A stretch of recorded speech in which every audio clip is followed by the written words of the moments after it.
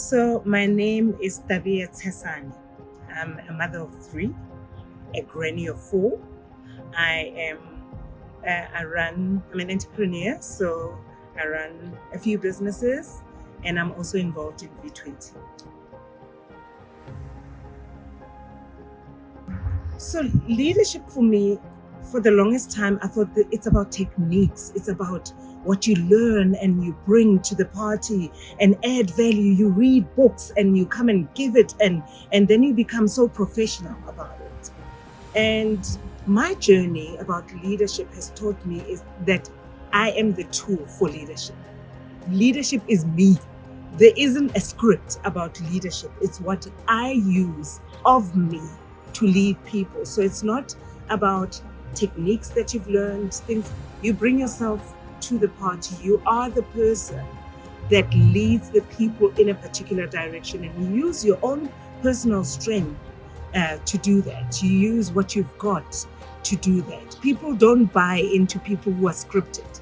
People don't buy into visions that are from books. People buy into visions of people that they see. It's like they say, people don't buy products, people buy people. And I realized in my leadership journey that my leadership is about being authentically me, bringing me to the work scene and allowing others to see me and to buy into my vision and to walk with me in the journey, using every single resource that I have, including my own personal energy, to drive the people to the goals that we seek to achieve.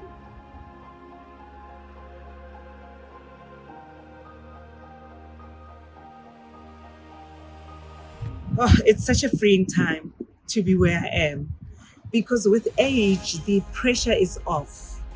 The wanna-be syndrome is off. The wanna look like, wanna be like, want to sound like is off. And that has given me true balance, because I can authentically be me and bring myself to the stage, to the scene, with all my strengths, my weaknesses, my fears, and acknowledge them and bring my own vulnerability.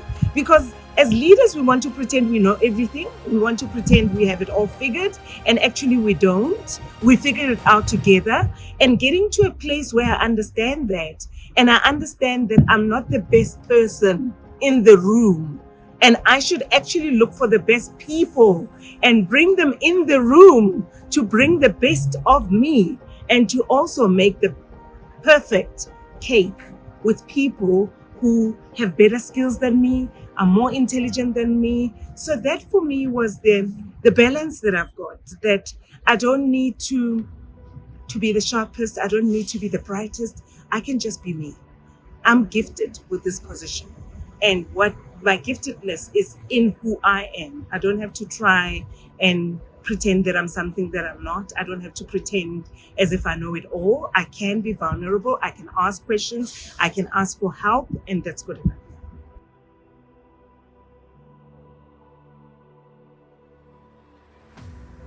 Oh, there's so many. So first of all, I have a prayer group that anchors me.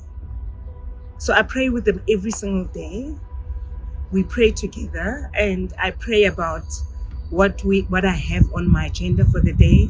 They will pray with me, and they know that if there's something that is difficult, they will know when I'm walking into that space, I know they're praying for me. So that's a first.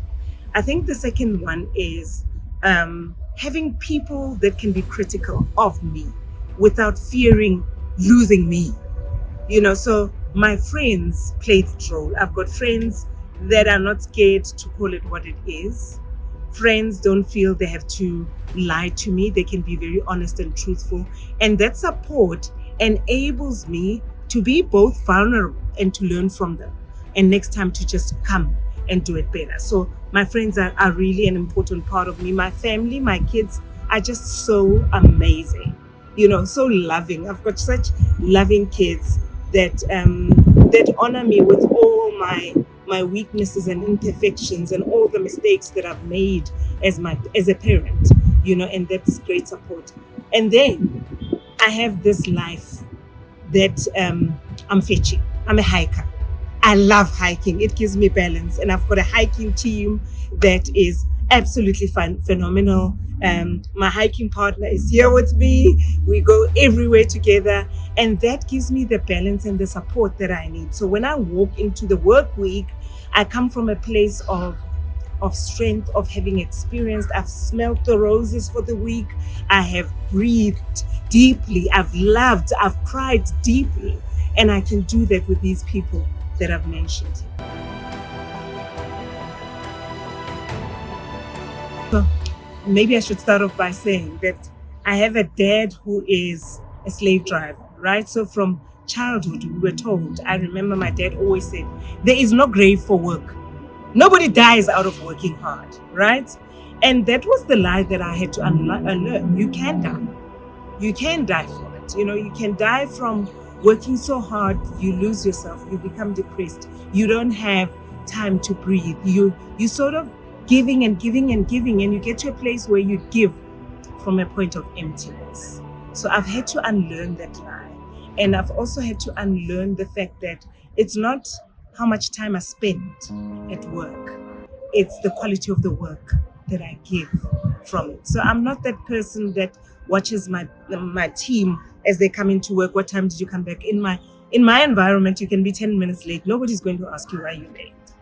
What we look at is, what do you deliver at the end of the day? And for me, that has been very freeing. And it's a lie that many organizations still carry. You've got to clock at this time, clock off at this time.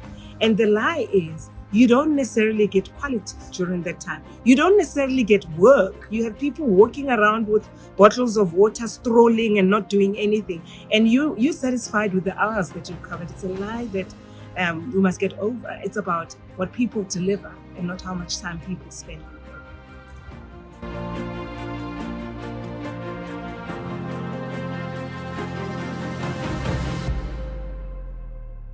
I think be authentically you. The corporate world for the longest time has been defined by standards of me. And more we're discovering that the good leaders are leaders that have that are authentic and that are real, leaders that are empathetic, leaders that are caring and nurturing. You bring out the best in people when you nurture and care for them.